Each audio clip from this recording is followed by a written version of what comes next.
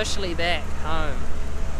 Western Springs Speedway, 2024. So we obviously, unfortunately, got halfway through last year, I think it was, and there was a big storm that came through Auckland and flooded a lot of the area and hurt a lot of infrastructure around, just Auckland in general. And unfortunately, Western Springs Stadium as such was one of the places that kind of copped it pretty bad. So if I remember rightly, I think there was obviously this whole lot of infield and all that was all underwater.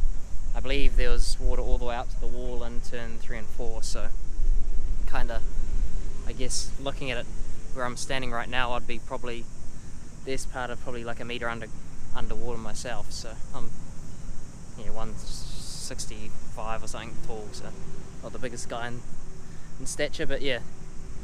Anyway, it's just awesome to be back. Only a 20-minute drive from the shop kind of thing from BSL Racing, so it's probably more traffic to deal with than time wasted in that than driving anywhere. So definitely nice to just have a short little trip to a track and not have to leave before lunch to get there, and then a long drive home after the racing all after midnight too. So looking at the track, obviously they've spent a lot of time relaying the track as well. I believe they've turned the track over surface wise. Apparently they dug out down quite a few layers and have turned the stuff over from that was on the top and got it more towards the bottom. We had a fair few issues with quite hard wearing on tyres and whatnot, when we were running here last year, whatever it was. So they've obviously done their best to try and mix it in and get some of the stuff that was a bit fresher underneath up to the top and get it a bit more consistent. And obviously they've been putting a ton of water in it.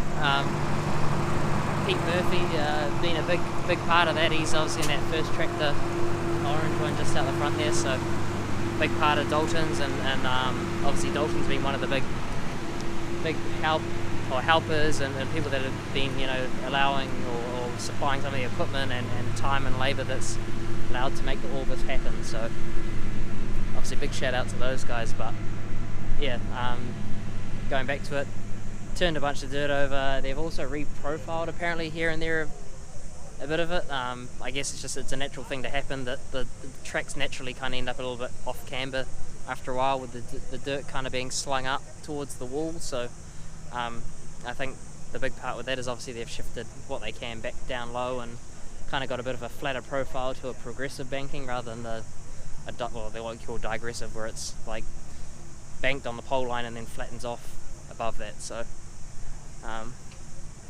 all in all, it's the place we all love, and it's a homely feeling to be back. So can't wait. Hopefully it's a good night.